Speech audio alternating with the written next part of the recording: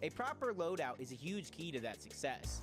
This season we have seen them focus on having one close range weapon and one distance weapon for surge tags, then the remainder of the items will be heals. The most common loadout is the drum shotgun, first assault rifle, and then a variation of heals to fill the remainder of the slots. This combo, however, doesn't cover everything, but that's why you have a fragger on your team as well. The fragger is responsible for getting crucial tags and eliminations throughout your game. Now, the loadout of the fragger is all about fighting and ending fights quickly. This is why we often see that the burst assault rifle is swapped out for the combat SMG. Meaning that in this role, you'll hold two weapons designed exclusively for close range engagements, while the rest of the slots are dedicated to heals. The fragger loadout often includes the striker pump shotgun, the combat SMG, and then a variation of heals. The ability to clean up fights quickly and effectively leads to this loadout being a top pick among the more aggressive players. After hearing the different loadouts and roles, which ones are you choosing in your next game? Until next time, we'll see you on the battle bus. Beep beep!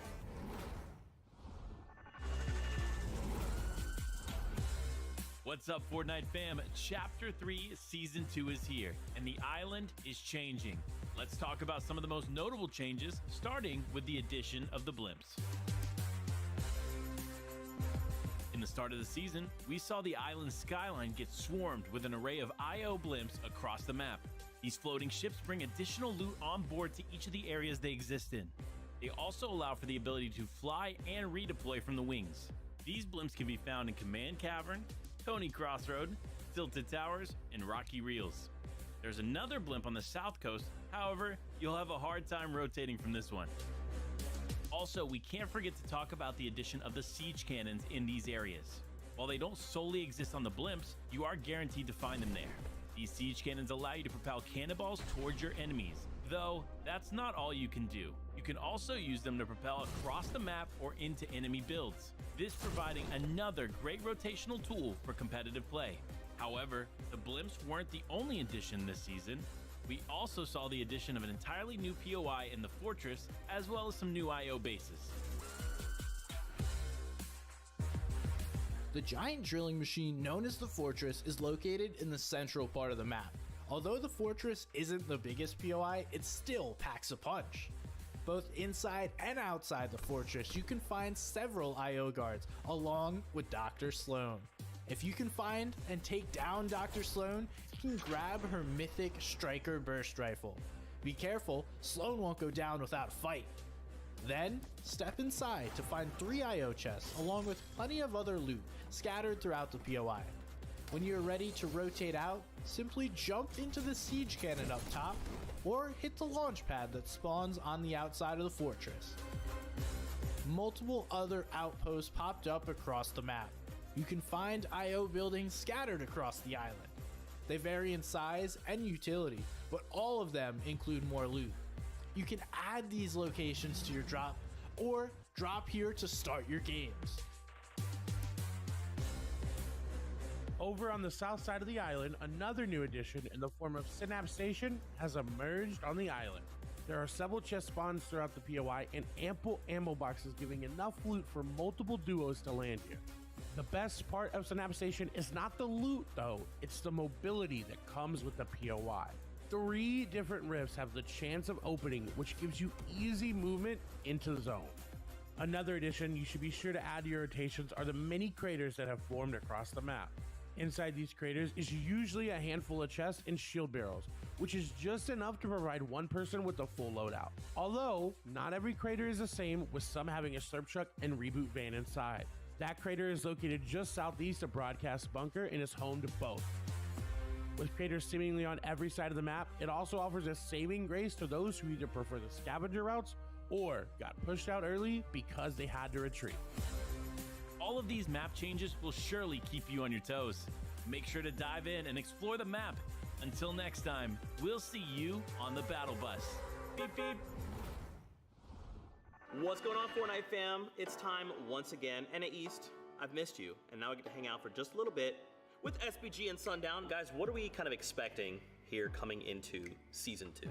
The tactical sprinting, I think, is going to play a huge part in how endgame is played. We saw sliding slightly change it, but I don't think that's going to be as big of a change. I think the biggest thing we've talked about across the other regions is the change in movement across the game, whether it is the blimps and the actual movement, how you get around the map, or the movement of your character itself. We don't have those movement inventory items anymore. So last season we had the peppers, we had the chili chug splashes. I think the harpoon is going to come back into a strong piece. So how can we expect to see Loadout shift in this season? We saw the change to coolers as well, so they're now dropping floppers, which is going to come back into meta because players are now going to understand the value of playing in Storm, because with all of the movement we had last season, getting ahead was so important. NA East in particular is notorious for having these monstrously high Storm Surge numbers. We saw the recent changes, right? You have to be able to make it to endgame. It's so much harder to actually survive there. So you're relying on impacts as well. Like, there's just so many layers to this. I'd predict in NA East, as we normally see, a monstrous roster change, even in the week, if not sometimes in the middle of the FNCS, as players try and get their last chance to make it. I think this season, the duos who end up staying together are going to have a better run than previously at NA East. Looking at the Boog and the Miros, looking at the Faction, the Pam Stouts, the ones who were able to put together a consistent game plan, played a ton last season, and are able to take the game plan that worked there and then add the new components. I think as you pick up a new duo, particularly this season, trying to put all the pieces together is going to be really hard. I want to sit here and talk more, but the battle bus is ready. Okay, it's warming up for us. NA East, it is always a pleasure hanging out with all. Before we go, do you guys want to, where can we find you if we want to give you guys a follow? Pretty consistent branding for me. X Sundown, O is a 0. I'm pretty much everything. Same, I'm somebody's gun on everything as well. Thank you guys so much for hanging out. Super fun to do this. NA East, let's get this started. Beep, beep.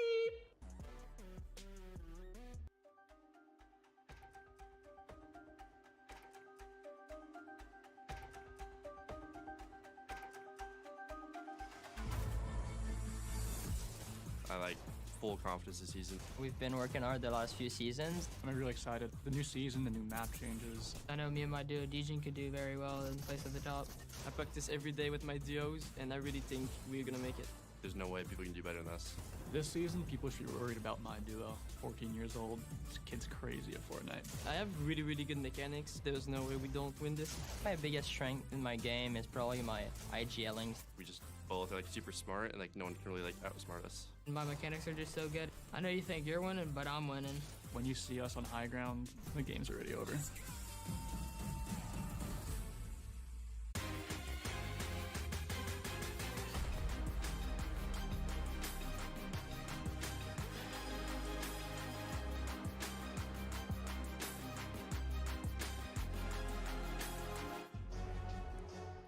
This is it. A new dawn has broken over the island where duos will be met with resistance as the greatest in the region battle out for supremacy. Who will be this season's champions? Chapter 3, Season 2, FNCS NAE, here we go!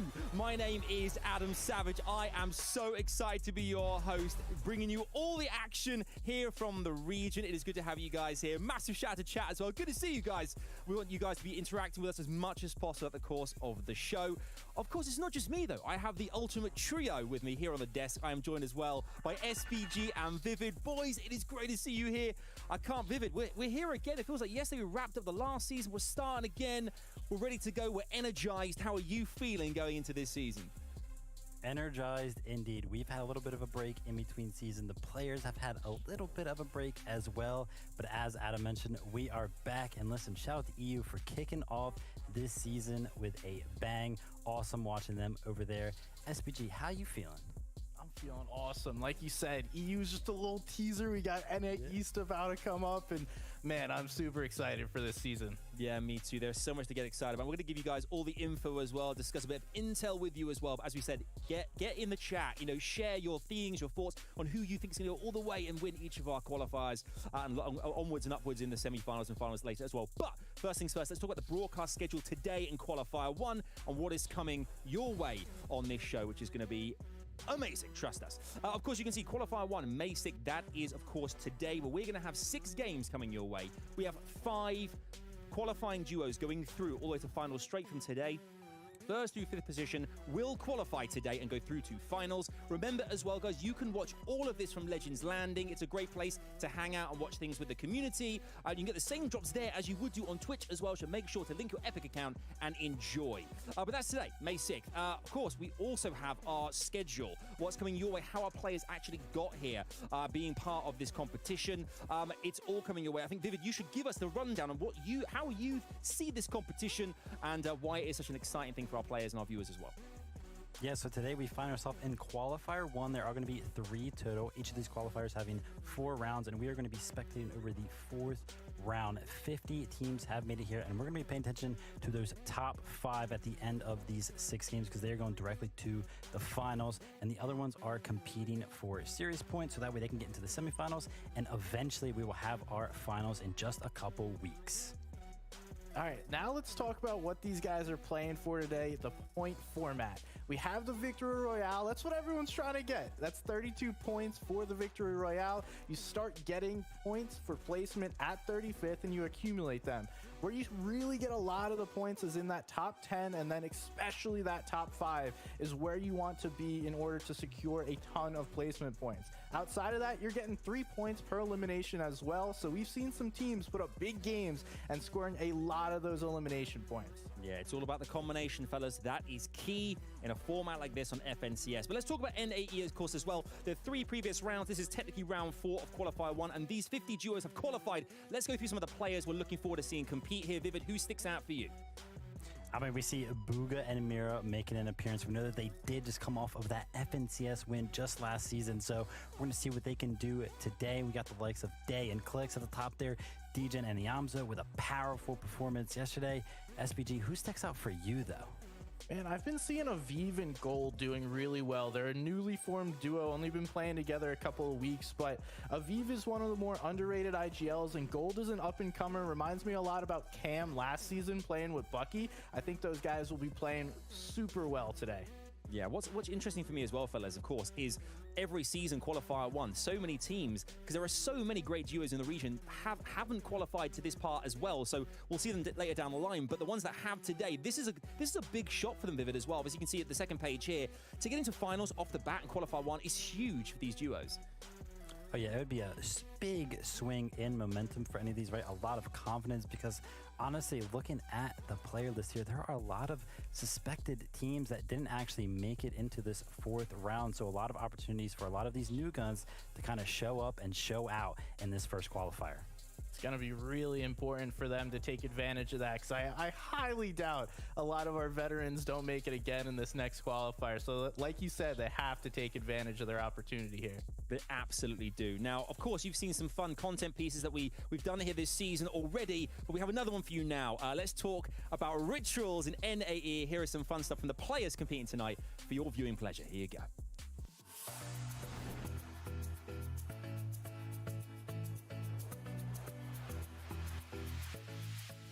Usually around 6, so I warm up for about 3 hours. So I'll warm up with an aim trainer, and then it's loading into, Fortnite creative course, piece control maps, mechanics maps, 1v1 maps, and stuff like that. And then more importantly, just playing against top tier players. Because if you're not practicing against them before, you're not going to be ready for them in the game. Hop in creative and free build, or like PGF run or 2. Stretch my ends a bit to not get injured on my wrist. Just listen to music, get myself in the zone. Warm up my aim and practice in creative for like 30 minutes. Aim train for the first 30 minutes. And then for the next 30 minutes, I just play with a friend, try to just get my mechanics on. Before big tournaments, I like eating a big breakfast. I do like a 200 pump map for about 30 minutes to warm up. I usually just go on my own maps, just kind of free build and aim train a little bit. Just 1v1s and PGing another player. My best recommendation for any creative maps would probably be Raiders aim map, Raiders mechanics maps, or piece control maps. I think he probably makes the best creative maps for warming up. I'll try to focus more on my sleep and just make sure I'm on a specific pattern so it's easier to fall asleep and everything. So I think sleep's a very important part of anyone's routine, if not the most important thing. If you don't get enough, you'll just end up really being just tired and really bad. I throw my phone behind me. I don't open Twitter really. I don't tweet. Honestly, just walk away from my setup, go pet my dogs if I need to. I always go take a quick walk sometimes every day, see outside and get some sun. it's always good to go outside and get some fresh air. The mental preparation and the pressure, it just calms itself when you've played a lot of tournaments. I got super nervous, especially I was younger. Now I'm just used to all the pressure. It doesn't really get to me anymore. I just don't have pressure or anything, to be honest. I just go into it trying to do the best I can. I thrive in the competition side. I think I play better when there's a lot of money on the line or if we're in a finals. I want to get to that top 100 no matter what.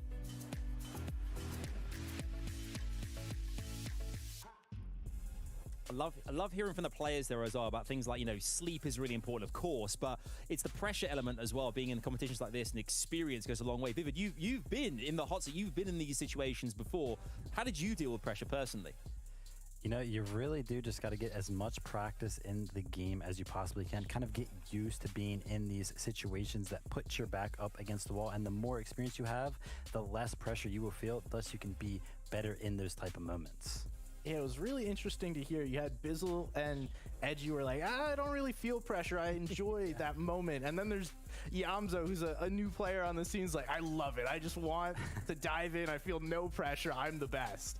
It's a great balance, isn't it? Some of the veteran players who have been there, done it. They got the t-shirt. They know how to deal with the pressure. But the new players they just feel so confident as well. And the combination is amazing. Let's talk about some of those combinations as well. Some of the duos we're going to be seeing compete tonight.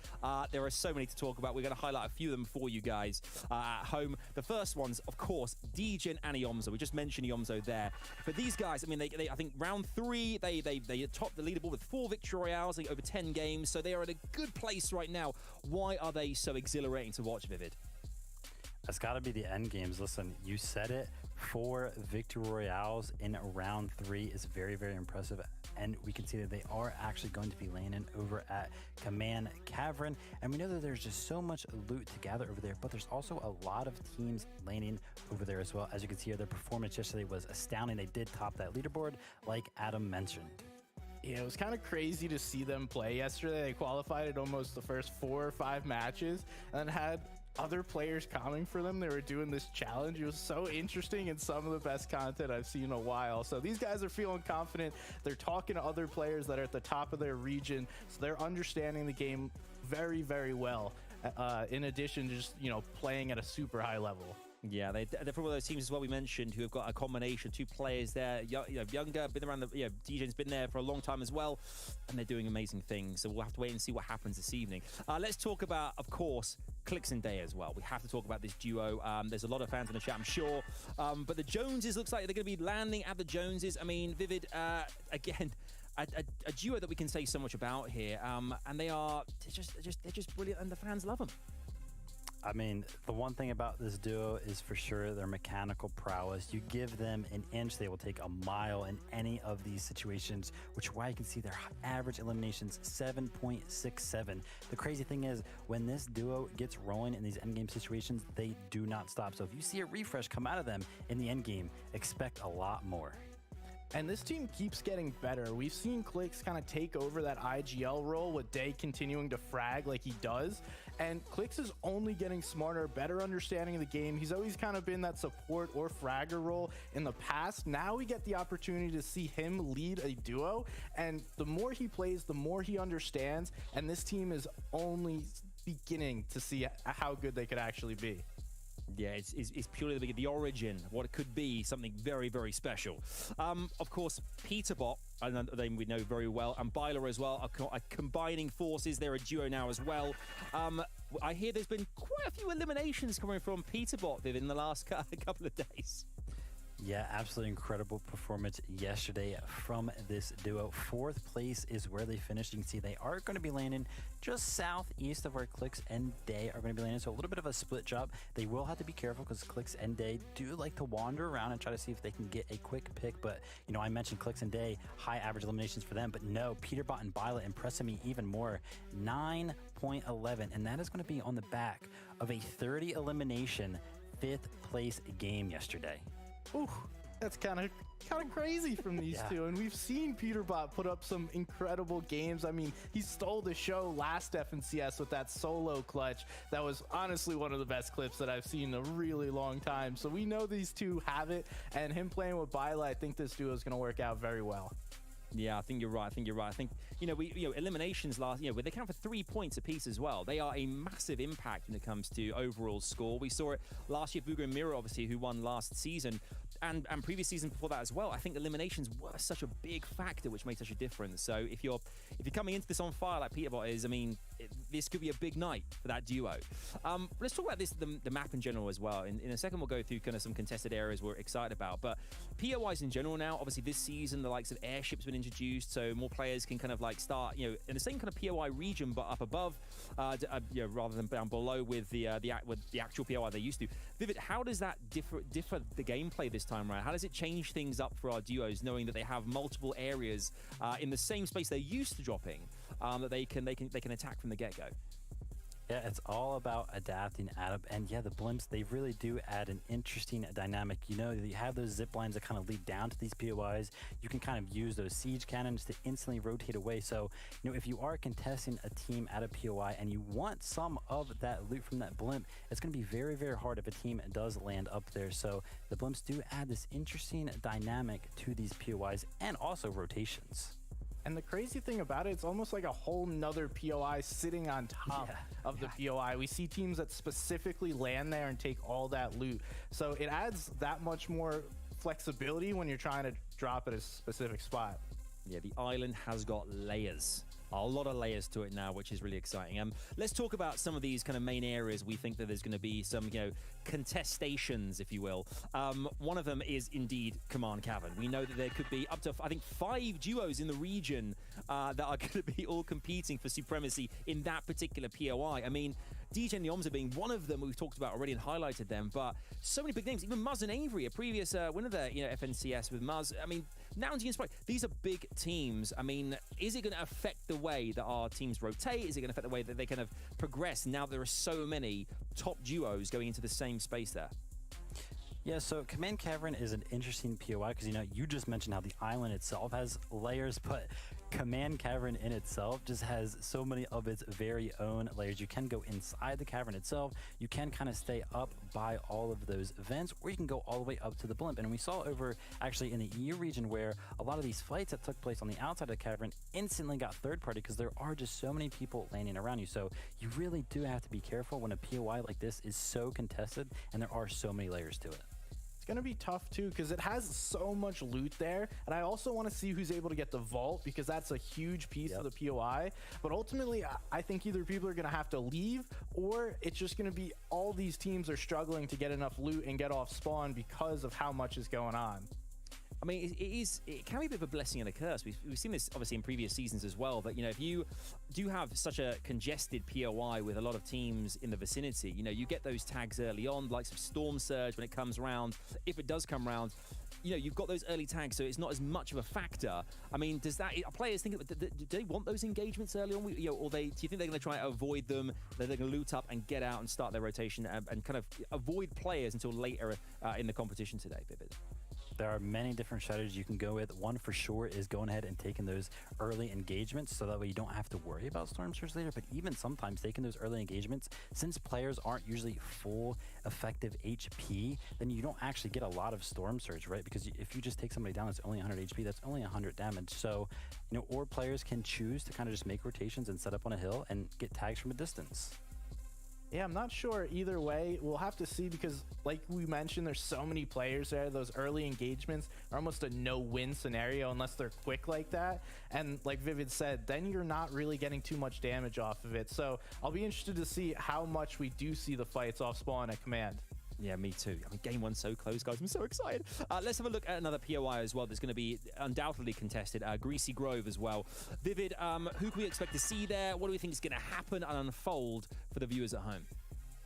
Greasy Grove is a scary one. We are going to see a big name duo in Kanata and Aegis Land here, and we saw plenty of fights go down last season actually here, and it's all about that main building because they do have those coolers, and in those coolers you can get so many heals. With the introduction of the floppers and stuff that you can get, though, it is less likely to get all those chug splashes, but still, it is possible. And here, we're going to put up some stats here where you can see Kanata with a way higher average elimination than Ballers duo, which could necessarily mean that they are better at fighting, which could be a scary factor for Ballers to consider when they are going to be fighting them off spawn. Really interested to see how this plays out because, like you just mentioned, it's one team that plays aggressive, one team that seems to be more passive, and then it's also the veterans versus the newcomers off spawn. Last season we saw this, it was 50-50 every time. You're all going for like one weapon, one chest, and it's decided very quickly. This season it could honestly be split. There's a lot of loot here at Greasy, and I'm interested to see how exactly this plays off spawn. If I'm Kanata and Agers, I'm not letting these new guys try and take my loot, but also Ballers and co, they have to make their name and not get bullied off spawn if they want to continue to land here. So we'll see exactly how this plays out between these two teams.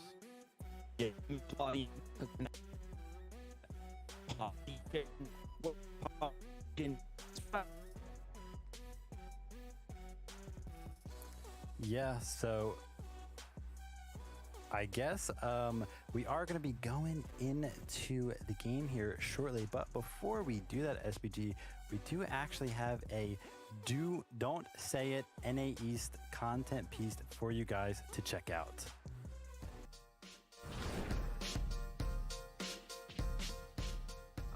I'm gonna say a word. I'm gonna describe something without saying words. It's gonna be describing a specific item in Fortnite without, you know, using it like that exact word. All right. There's 3 banned words that I cannot use. All right. I think we're gonna be the best, just like Fortnite. Infinite metal glitch. Report torch. Yep. The little emote that shows how many things you got. Crown emote. Mm-hmm. Greasy building in the middle. Taco? Or I don't know. No, where Rise lands. Where you 50-50. building? What's in there? Chugs? Yep. I'm smacking on the wall with what? Big axe? I'm dropping out of the what? Battle bus? Where OG. Oh. Alright. Bad shotgun. Shouldn't be in the game. Oh, I messed it up. Ooh. On height, I'm throwing down something. Oh, wait, pad? Launch pad? Not in the game right now. Used to be Season X. Bouncer? Mm-mm. Shockwave? Booga. With the specific type of... World Cup? No. Recently with Marrow at that POI, what do they have? 4 Tonkers? Chugs? 4. Only 4 of them. That was fun. That was fun. Yeah, it was fun. It was. I thought it would have been a lot worse. The band words messed me up. Yeah, I'm not gonna lie. I was high key carrying him right there. Those were some good. Yeah, that was good. I was not gonna lie. But you know what can you do? I might do good if we can get past the first one. It's about to get off. All right, it's in pubs, and it marks people when you shoot it. That's the best I could do. The mythic revolver. No. You shoot it in the air. Go next. No shot. All right. When you break it, you get mad drip. A llama. Yep. You get pads when you open it. Drops. Mythic MK. Mythic MK? Where is it? Oh, Sanctuary. Booga 1 FNCS at that spot. Chonkers. The gun you hold for surge every time. Oh, thermal. You put items in it. It's in pubs. The tents. Yeah. You get fish when you shoot it. Harp. We always use it to get. I was locked in, man. I was locked in. I didn't do bad. That was a lot better. It was good. After the first one, it was good.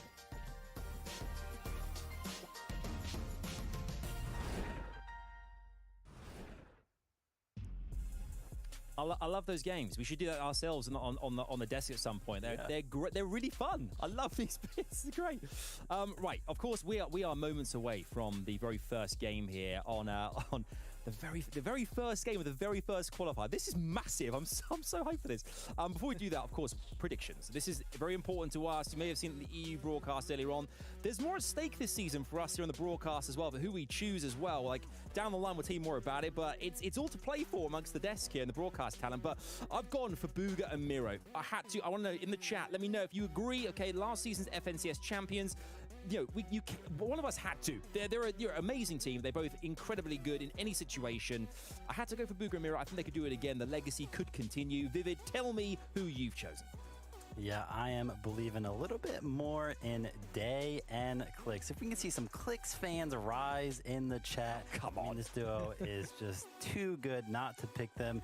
And also, MDF picking Dubs and Mega. I also, we were talking a little bit backstage. We both kind of agree that this is a solid pick because they're going to be landing uncontested over at Shifty Saf. They have so much space there. It's a really good, solid pick for MDF.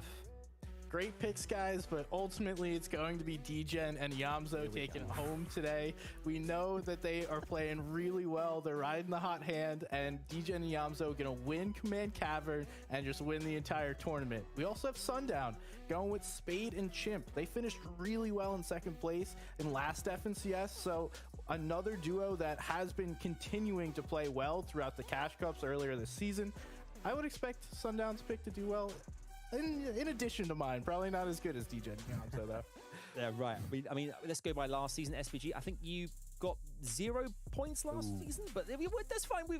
Hey, it was the first season; these things happen. But I tell you what, with the team here as well, every one of us picking a different duo makes things really exciting for you guys at home, for us as well. So let us know in the chat who you think is going to go the way. Who do you think is going to become first place here in Qualifier 1? We can't wait to hear all about it. But we are moments away from game 1. It all starts right here. This is the beginning of what is going to be an amazing season of FNCS NAE. We of course have the ultimate duo. The ultimate duo waiting in the wings here, bringing you all the action. The almighty Sundown and Monster D-Face. Guys, take it away. Over to you. It all starts here.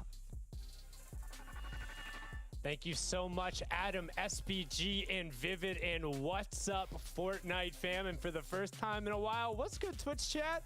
How you guys been? My name's Sundown, joined by Monster D-Face here to call all the action. We got 6 games going down in Monster. Are you looking forward to it? Oh man, I'm absolutely looking forward to it. Today's like a new day for Fortnite competitive. We got the chat going, we got the vibes rolling here on the desk, of course, and you saw the picks, man. It was so hard to boil you down to a top 5 picker for today. Everyone's got some great options up on the board, but of course, it's gonna come down to the players ultimately, right? Who has the confidence, who has the draw spot, who has that little bit of lady luck in their corner, Sundown, because, we all know you're gonna need everything to come together if you want a big spot. Yeah, who's going to be able to put it all together over the course of the 6 games? We're going to find out. Match number 1 is underway.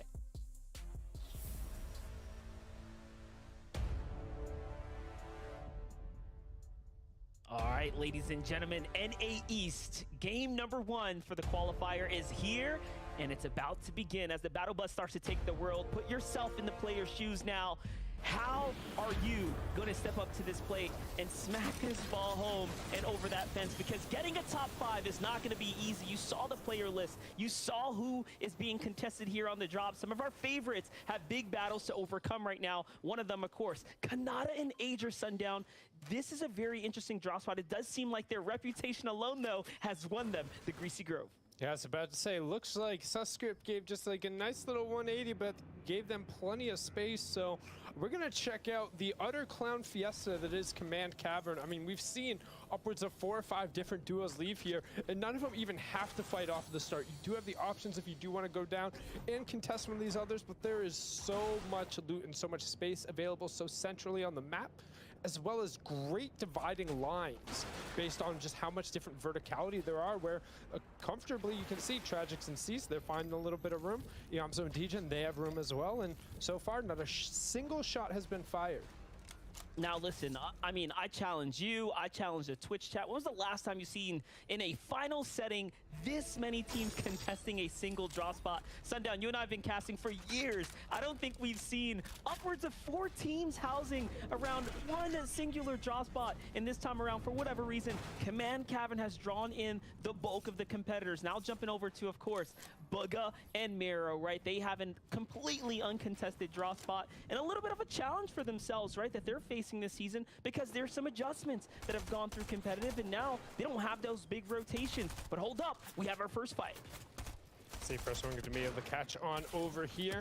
Just trap killed and Flow trying to dive on in, using that drum shotgun to try and get wall to wall. Will swap immediately over the Stinger, get some good tags, but Flow bites off a little bit more than can chew. He's going to get taken down. However, trap killed going to be able to bail him out a little bit there. Well done picking that one up. That's going to be Nasen who's going to fall there, a player who's had quite a successful track in recent times. On the other side, though, Easy2K is also going to fall to the hands of Bucky and Cam, the veterans, the kings of the Daily Bugle. I mean, you saw what they did the last time they were here on the FNCS stage. They qualified first week. They came out strong, and they brought it all the way home. It looks like they're trying to repeat that performance here today. Now, of course, it's about, qualifying now and bringing that same energy to finals. That's still going to be a big ask for any player, but hey, they're off to the right start. Cam and Bucky now have a solid 2 elimination lead over the lobby. Yeah, and don't forget, it was effectively after 4 games in the first qualifier, they were able to go through us. We're going to take a replay of some of the other early fights that went down, specifically the one we were just taking a look at, and Bucky finding some big shots from range and safely resetting. And this is what we've seen a lot of, whereas Bucky's really kind of supporting Cam, letting him run around. And I also would be remiss if I didn't call out that PSG TNA tag. Yes, that is Paris Saint-Germain and Team New Age hopping into the Fortnite scene. Nice little deal that went down between the past Fortnite season, so cool to see them getting involved. Also with a nice little transition there as we hop on board here with Cloud9's Avery and PSG TNA Muzz, the OCE transplant, who's found a lot of success over in NAE so far. Yeah, definitely has found his hand at success. I mean, here on this stage, and then of course on the rival stage with the Creator Series, pairing up alongside Somerset and others to go ahead and just compete alongside any competitions he can get his hand on. But for Clicks and Day, I'm sure there's plenty of you all in the chat that want to see this duo succeed here today, and they're doing just that, right? They're at their drop spot. Players right now, most professional players are going to be looking to max out their loadouts, really optimize their entire kits here before they go ahead and take on a position. There shouldn't be too many teams battling it out like this, but we're of course going to have these early game rivalries. Right now, this is the first time we're looking at Druzo and Carry here take a fight, and again, they're gonna find a couple tags. They're gonna back off now comfortably because they want some Storm Surge tags, right? Looking at how many players are up right now, Sundown, I mean, I think it'd be safe to say we're gonna be seeing a very big surge tick coming soon.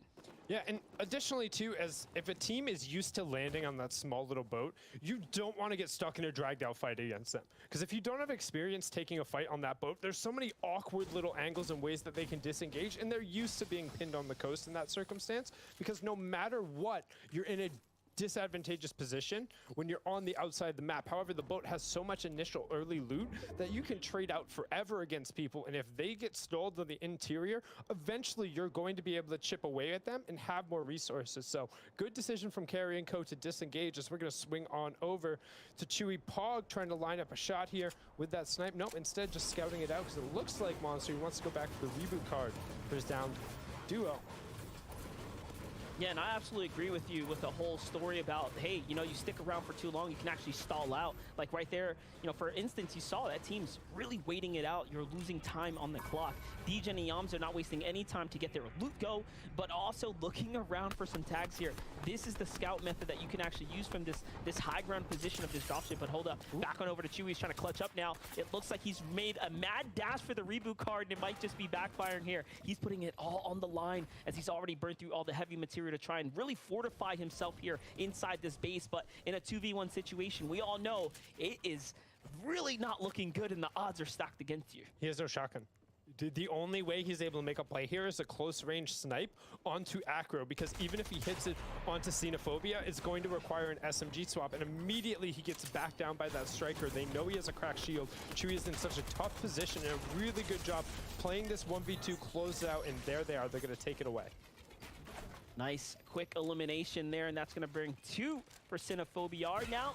Very nicely done, and just look at the loadout. Legendary SMG to work with. That's a very powerful loadout, as we all know. On over to Rhythm, though, who's looking at the team that was, of course, just challenging them on that Waters front. This is, of course, Carry and Flu Drizzo. They're going to be backing off now. Vehicle takes a lot of damage, so they're going to actually have to ditch the vehicle here, and it's going to be kind of standoff. Now, look. Notice the positioning. They have that slight advantage, so Rhythm has to be careful here. It has to be careful about approaching, but don't forget there's so many limited numbers of vehicles on the map now. It's just really the IO cars and a couple other very select taxi spawns across the map, which means once that does get chunked out, players are going to pay attention. They're going to be shooting your wheels. They're going to be getting whatever tags, because if they can force you to not have that resource, it ends up becoming massive. As now Drizzo and Carry are forced to basically box up defensively with not a lot of excess resources. Clean tags being traded back and forth. Now and over to Day and Clicks, who are also looking to do the same exact thing. Can they find tags? Unfortunately, that vehicle is going to slip right on out of their reach. These are some weak walls, and nicely done for Day. He finds a few there.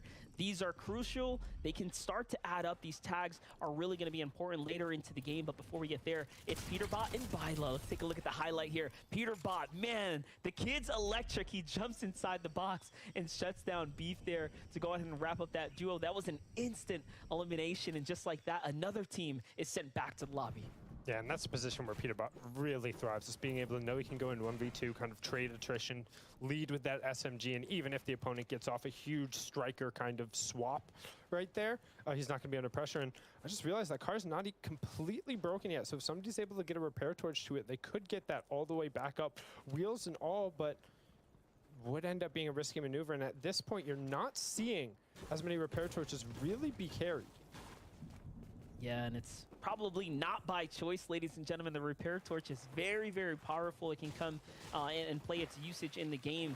Even a team like Booga and Mira, of course, we expected them to be, you know, in a different type of situation this tournament come around. And take a look here. They did manage to find themselves an elimination. That might have been a stolen elim on some of the teams rotating by. Either way, it's going to be big points to kick things off. You can see they're hovering right at that 3 mark. And of course, the minimal you want to get to is of those top 35 points or so, right? And placement, so you can start actually earning those points here in the game. This rotate's important. There's a couple of teams in front of them, so it's not going to be completely free here as they start to enter in. They will have to be just a bit cautious. Yeah, this is the name of the game right now. You're just kind of going to get a tick over on that side. Not too many players have dropped. You can see in the top left-hand corner, there's only one player who doesn't necessarily have their duo up right now, and also just a slight correction to my earlier analysis. Repair torches aren't in when it comes to competitive playlists and tournament stuff, so ignore me in that regard.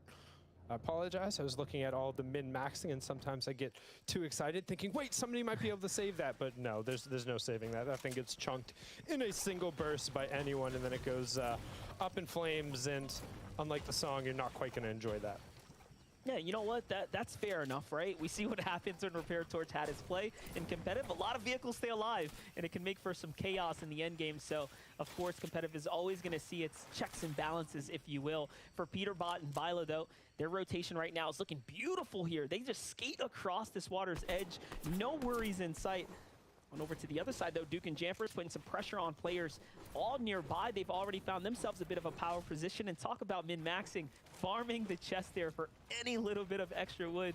I mean, hey, you never know if it comes down to a 1 build difference. Yeah, that's 7 extra wood, but I mean, sometimes you just got to break and you got to deal with what you got to deal with, especially when you look in the bottom right-hand corner. I was going to say there's not a ton of wood nearby, but there's plenty of trees he could have gone and swung at with no one near him. So, you know what? It is what it is, as we're going to swing on over to my prediction. Spade TB, Chimp TB, up just outside the Bugle. They're posted up on that high ground. Now, this was the duo that got second in the previous FNCS. Chapter 3 is Season 1, doing it roughly right out of the same spot as well. So with the same rotations, kind of having the same pattern, a lot of faith in them. You know, I talked about in the preview piece how those duos sticking together is going to end up being more beneficial for them, and you can kind of see a little bit of the strategy coming out from Bucky and Cam as well as Chimp and Spade. It's just like, hey, get the high ground and know that pretty much everybody on the southern part of the map. You saw in the distance there, vehicles exploding and chaos ensuing on the map. For Haji and Subscript, though, this has begun now. And players are going to have to honestly decide how it is they want to engage onto other players. It's just safe right now. Only 60 damage above the search here is surely a dangerous spot to be in. But you can see it start to contact as other players start to get tagged up. It's going to continue to adjust. Yeah, as you can see now, though, with 20 players in the top left-hand corner, we'll need to get down to 70 players left here when it comes to the Storm Surge turning off, and that's going to turn on in the next minute. So actually with the reboot coming up, we don't even have a solo rider. Everybody will have a partner. There's going to be a ton of action coming down within the next minute or so as everybody tries to jockey for position around the Storm Surge. So what we're going to do is kind of take a peek at some of the duos who are underneath. Now, as a viewer, the two things you're going to want to pay attention to is the number on the right-hand side above the map that shows the Storm Surge threshold, and the number on the top left-hand corner. On the right-hand side, you want to see above. That means you're not going to be taking that Storm Surge damage. It's 25 damage every 5 seconds. And the number in the top left, the players want to see 70. That's when it will turn off. Now, when will all that action go down? In the next 35 seconds. So everyone's trying to get into zone in their about phase and make sure they're somewhere near the threshold, because right now, Eden and Av, they are much underneath, and they're going to need a little bit of breathing room as the feed is lighting up in the top left-hand corner. You can see Muzz picking up a knock for himself. He will end up trying to get the confirmation as players are going to be beginning to over-peak and look for a little bit of room. We'll have a split of two of our bigger duos here with Av on the left and Skittles on the right, looking to get the shots down as Storm Surge turns on in just 5 seconds. And immediately you can see the pressure coming through on Av and Edan. They're going to get taken down immediately. We'll swing on over Skittles and users who have a great position, but not too many lines of sight as everyone has already invested some hard mats underneath them. Somebody else who doesn't necessarily have a great position, you can see Swirl on the right-hand side starting to get hit by that damage and separated from his duo, so not able to utilize those chug splashes to his full effectiveness until they're together and boxed up. And every second they spend shielding it up means they aren't shooting, as we see users go down on the left-hand side of the screen.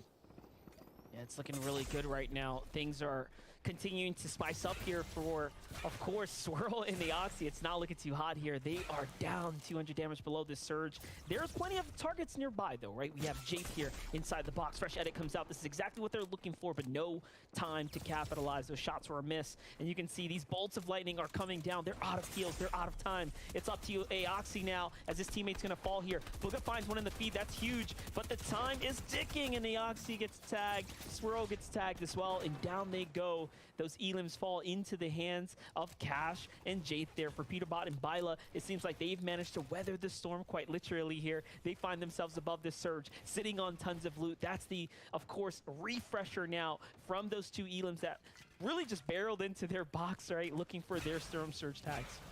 Yeah, and that's what, if you are above Storm Surge in that first circumstance, particularly when there's so many players who really need to press, you can kind of put yourself in a position to take advantage of the fact that your opponents are going to be taking constant damage. We saw it with Jathan Cass basically getting a couple rifle shots and then just running away, knowing that their opponents were actively getting ticked. They'd run from the outside of zone, and as long as they're able to stall it out, hey, it turned into 6 free points for them. Now, Monster, we're also closing in on that first placement threshold, so everybody will get a point here once one more duo does fall, and we currently have a duo who's still getting hit by Storm Surge as we jumped back above. But just as I talk about that, Carry ends up getting the confirmation onto Muzz, and he goes down outside the top 35.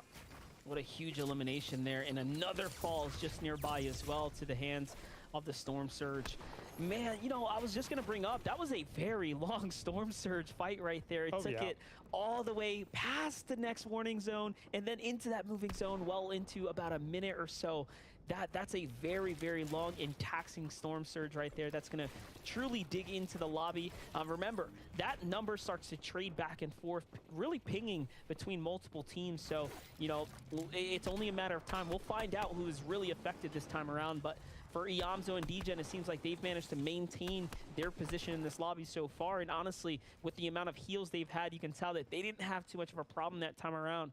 Bucky and Cam have themselves a nice wide fortified base here, but they are on the outer edge. It doesn't look like they're going to pull this zone. And talk about an interesting zone. It's all the way up here north. It's going way deep into the Sleepy Sound. I was just about to say, I don't think we've seen a zone quite like this. The one other time we came out north, we were a little bit farther east and much more over these vertical mountain parts.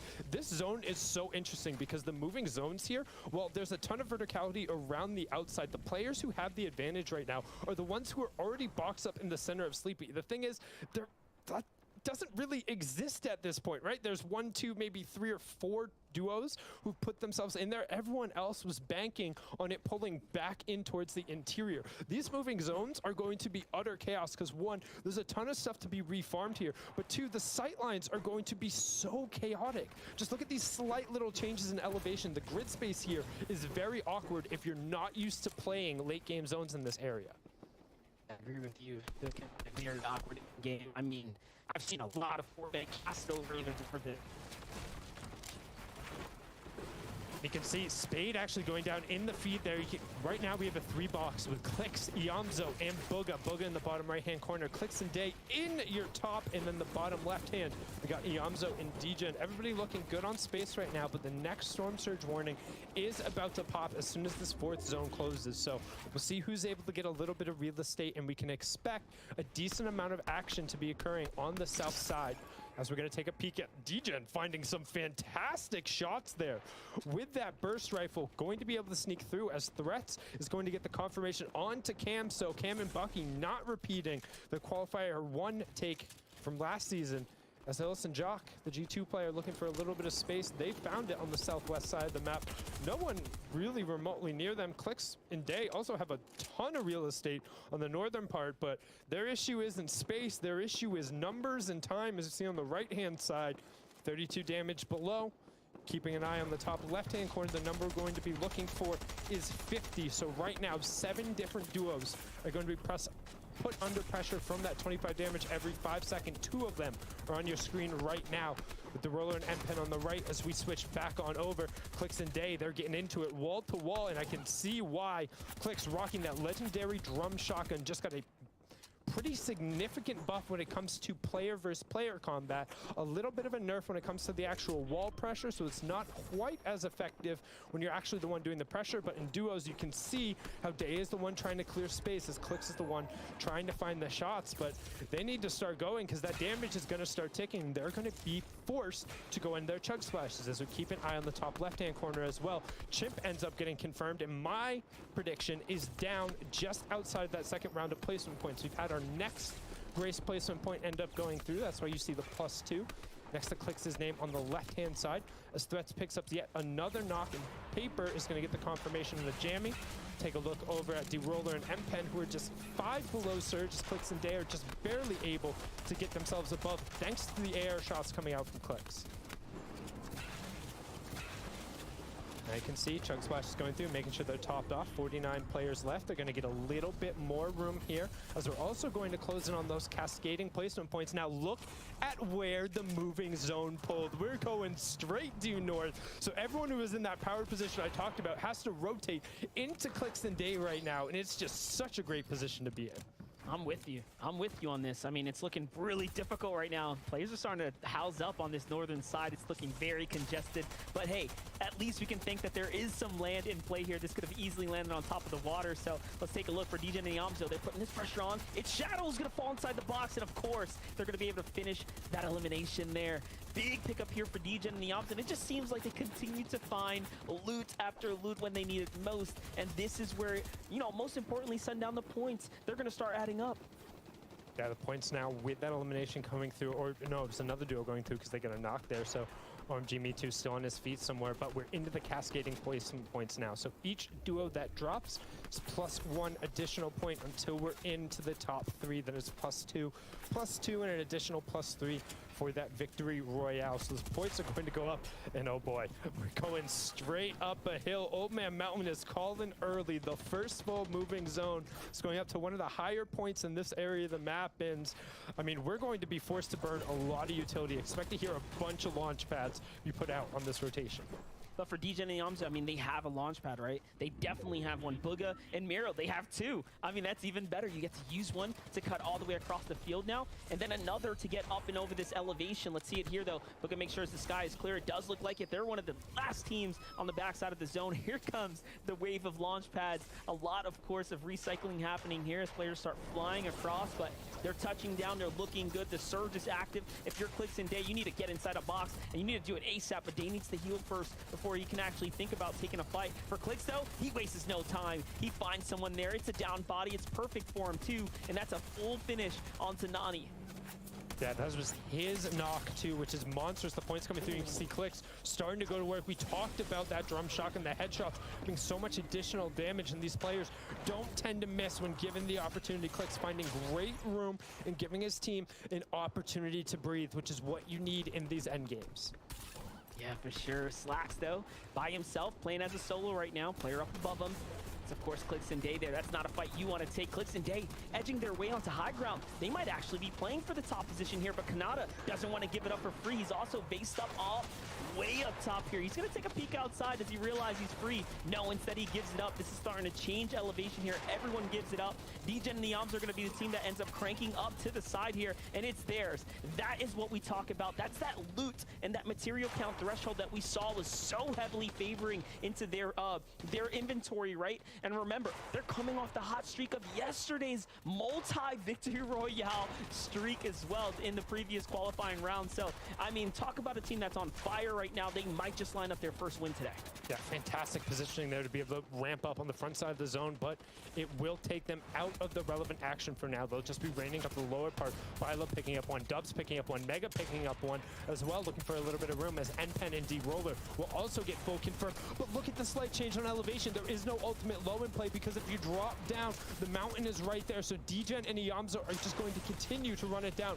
Lars in the bottom right-hand corner, he gets cleaned up just outside the top 10. We're going to hop on board. Kanado tries to hop into a little bit of space, but instead, the straight line jump gets him ripped apart. Just 2 shield and 87 HP to his name. I see Miro find Rise in the feed, but Threats claps back and takes him out there too. Booga is left by himself, edging his way around the outside. Threats manages to pick up 9 eliminations. This is so massive. Talk about a... And of course, it does not stop here. He is still in the fight as he has the tough splash. He's working his way up to the nicely done. What a shot on the Mega there, but somebody get Pep on the line. Might as well sub in Threats because Man City could use everyone right now, and he's putting on a show. A clinic, one might say, as he also has the med miss, finding some space on the backside of the zone. He has plenty of build, so Oh Man Mountain isn't going to end up being a problem here, and he finally gets a little bit of space towards the side. You can see 15 HP, still has the med miss, finds a little bit of room, but with 107 builds into the top 6. Clix and Day find another one. That's Marzo W going down. Peterbot also going down. Day finding yet another one. So NRG fans, rise and rise you will as Byla tries to find his way through the catacombs of the player-built buildings there. Looks like he's going to go down in just a second. We should have a 2v1v2 here to close out the game. No, Byla just hitting the med miss, finding some room, and then he gets caught out. So 2v1v2. Iamzo and DGen up on the high ground. Threats, the one-man army, the 10 elims himself, drops down, and that's into Clix and Day. He's trying to take the 1v2. Still has plenty of builds, isolates the 113 HP, but gets taken down. Huge elimination right there. Taking the option now.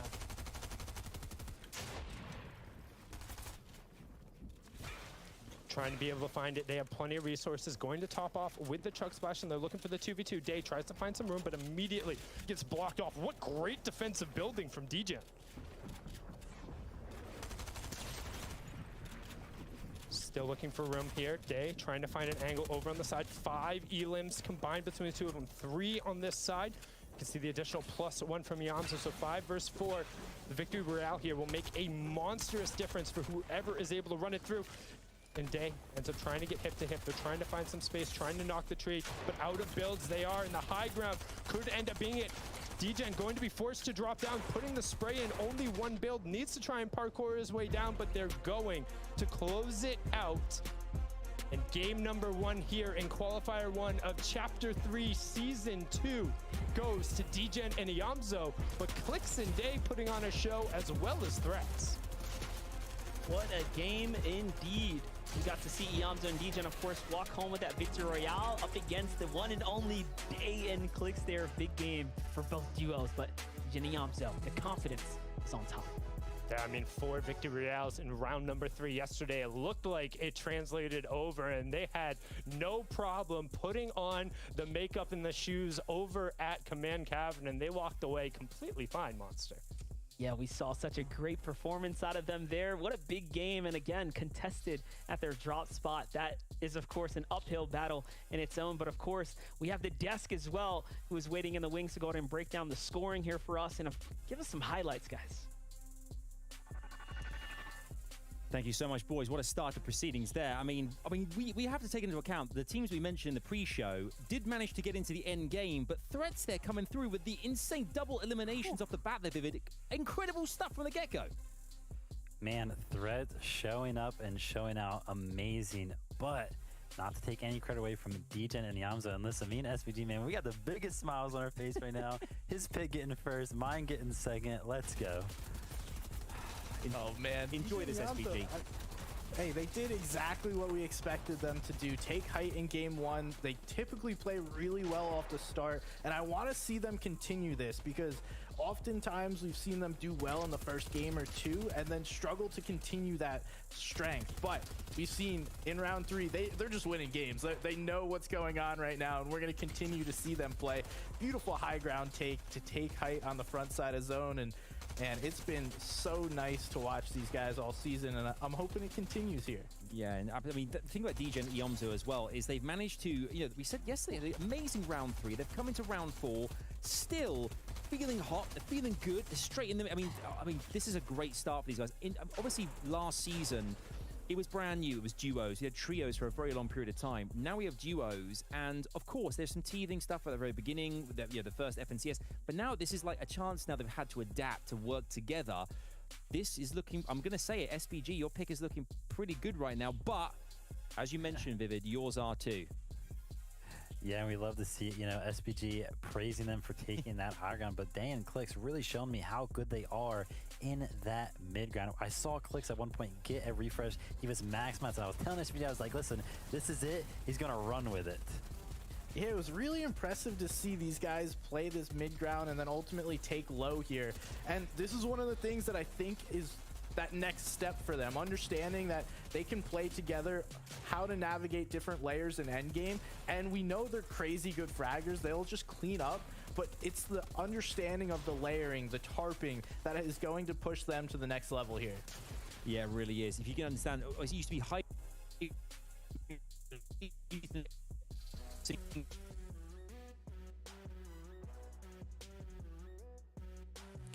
Yeah, so Threats and Rise all the way up at the top there. 56 points on the back of that 10 elimination game there from Threats. So really putting his team up on the board. They're in first place nonetheless. And DJ Nyamzo, no surprise, up there as well. Second place with 50 total points. But look at this, SPG. Mega and Dubs creeping in there. I was expecting Clicks and Day to be a little bit higher, but no, Mega and Dubs actually third place. 8 eliminations going to be doing it for them. Yeah, it's a big game. And we were watching behind the scenes. I saw them get a little 3-piece, and they're playing really well right now. It might be time for the old school duo to come back and reign supreme. We see a lot of the top teams up on that leaderboard, and man, we can't talk enough about what Threats did in that end game. 10 elims by himself, putting his team into first place. It is so incredible. But we also see Crumbler and Mars OW, 2 names that I haven't seen on the leaderboard in a little bit. They had a solid game 1, even though they're not getting the elims. They made it through, navigated that end game, and hopefully they found the right formula here, Vivid. Yeah, it's really great to see a lot of these names that we haven't seen in a long time, like Mega and Dubs. We know that they're always very, very consistent, but at the top, maybe not so much. So it's great to see them all the way up there. Hopefully they can continue throughout the rest of these games. But another name that we kind of see a lot, but haven't seen in a while, is Jack and Illis. So it's nice to see them in 11th place, kind of setting themselves up, to be able to push themselves into that top 5. Not a bad game. 22 points is definitely a safe number to be at. But a trio that's actually sticking out for me on this page is Bucky and Cam. We saw them dominate off spawn, but they only got 1 placement point. So if they can kind of figure out their mid-game rotation, I think that they do have the edge over at the Daily Bugle. So I think they do very, very well out of that. But the rotation is clearly a little bit troublesome for them. Yeah, that's a really great point. And you mentioned that Bucky and Cam, that could be a good off-spawn fight for them while we were just sitting watching them. If they can continue to win that, now they just got to figure out the next half of the game. It gets really difficult to navigate these mid games, especially when they're as stacked as they are here on NA East. Absolutely. Right, game 2 is right around the corner. It's back to Sundown MDF to bring us all the action. Over to you, boys. Thank you so much, Adam, Vivid, and SBG. And with 1 game down, we have 5 more to go, Monster. And so far, the tail of the tape seems to be the eliminations. Yeah, it really is. And, you know, the stage has really been set for us, right? Big eliminations, big games, and most importantly, it's coming from the vets, the players that you really expect to punch that huge ticket in and go straight to finals. Well, it seems like, and we talked about it on kind of the intro show, how there's a little bit more room for the experienced players. There's a lot of the big name duos who, in the practice in the second round, the Cash Cups, they aren't there. They aren't in their spots. And that means the ones who are get a little bit more room to operate, a little bit more wiggle room. And you can see that translating to these high elimination plays and them being able to pick up on these opportunities. Not only that, our picks are pretty spot on, but it does sound like that battle bus is ready. So let's go ahead and gear on up to jump into game number 2.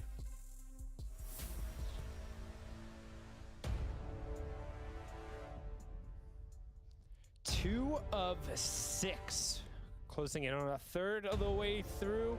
Hopefully a refresher if you're on the bottom half of the ladder. If you're on the top half of the ladder, you're looking to just keep the ball rolling. And right now, top right-hand corner, we got PSG TNA Muzz. But in the bottom right-hand corner, we got our match 1 winners. 50 points on the board, but still not quite enough to contest with Threats' 10 eliminations. It's Djinn Iamzo heading up the top of Command Cabin.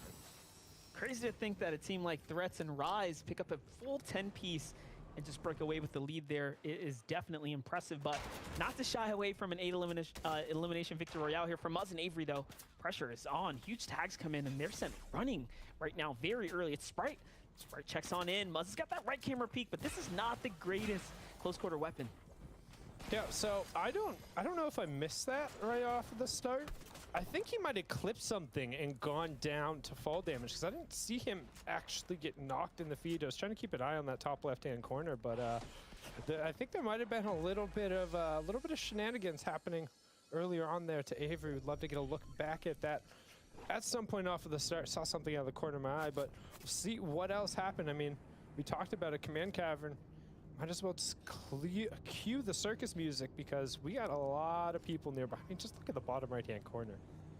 Yeah, we knew it was going to continue to be contested here. We knew it was going to be a difficult drop spot for anyone to play. But on over to another spot that's not looking too high. It's the Chewy team here.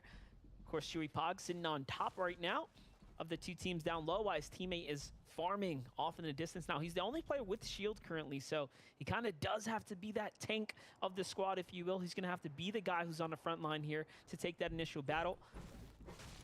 Should they get tagged first, it's not going to be looking too hot, but they're looking for any angle possible right now. Yeah, trying to get the first drop on him. He doesn't know he has a shotgun, but he's doing a whole lot of jumping and moving around for the person who's doing the ambushing. Like, Xenophobia is gonna know the players here, but it doesn't matter if you get back-to-back tags like that. 43 and 43, that's 86. I can do math and completely breaks the shield. So you talked about kind of that cumulative HP advantage, and Xenophobia is having to go straight into the utility, and he's gonna top back off. So to me, they should be happy with that. Honestly, this mansion isn't a spot where you really want to contest. If you can get 83 damage right away and get out before your opponent can lock you down, like, that's better than a worst case scenario. Now you're in a really bad spot because that damage has come through, and if they want to chase, they can make a problem out of it.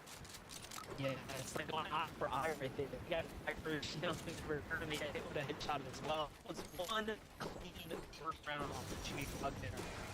Now here, see that blue Loadout on the other side. It seems like the same issue for them.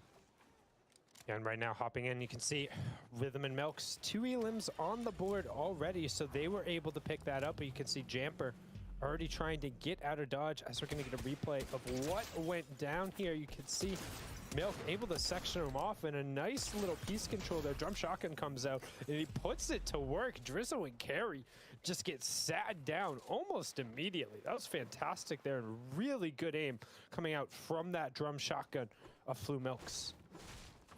Now looking for a little bit of room. Going to check the western side of the map. One of my favorite areas of the map. There's actually a surprising amount of loot in that area, particularly if you want to take the time to fish, but it gets a little bit more difficult in games quite like this when you have to deal with the Storm Surge. However, picking up those early elims means you get a little bit more options and the ability to kind of adapt your gameplay. So we're going to swing on over. Currently in 4th place, second finisher in that game number 1 match. NRG duo. Clicks and Day looking for a little room over in the Joneses, and our current leaders basically in the backpack of Man City Threats on his 10 eliminations. We got Threats and Rise. They got plenty of space over in Rocky Wheels, just trying to hang out, get a little bit of loot, make sure they top off on as many materials as possible, hit up the coolers, min-max that out a little bit, and you can see them also making sure they store the floppers there. So we're going to take a little bit of a break, a little bit of time here, and actually, right as I say that, Suscript going to go wall to wall. That's Inquis and Aimred on the other side of it, and they're going to actually slam down a shield keg here in the 1v2 situation. And if I'm Suscript, I don't really want to try and take a drawn-out engagement against that, but might not have a lot of opportunity. You can see there's yet another team trying to move in. He's actually heading straight towards them. Jock and Ellis, they're just lurking in the bush, playing some bush wookies, and they're going to be able to jump right on top of this. It's looking good right now for Jack and Illis as they're initiating this fight. On in they go. This player has no shield. They're going to swing around the sides here. But of course, break it open, right? Give themselves a little bit more space. As a solo player in front of them, it should be easy pickings here, but Suscript putting up a fantastic fight here as he starts to tag back. He swings around the side there before getting fully taken out. And just like that, they get to, honestly, capitalize on the find here for Young and Team Moon. Aim Red there. You see, they manage to just back up. They don't want to risk this game here. There seems like there's another team that does want to. It's Aoxy and Swirl. As you can see now too, everyone needing to head over towards this north and eastern part of the map. So we're going a little bit north again, but pulling pretty far to the east, with Dan Clicks being very firmly inside the zone, which for them, Monster, every time I've reviewed, this seems to be the times when they have the toughest job with Storm Surge, when nobody is being forced to rotate past them, they can't kind of take advantage of it, and they have to go looking for tags. Puts them in kind of an awkward position in some circumstances. So we currently have DJ and Niamso now rotating way over from the western side of the map, so they got to hike as well. I agree with you. Definitely have a ways to go here, but the zone is pretty close, and you know, again, this is a team that's battling a crazy fight at their top spot, but I like the way they were playing it, right? If you were curious as to whether or not we're taking a lot of risks, they're not. Sit up top, they take advantage of the position.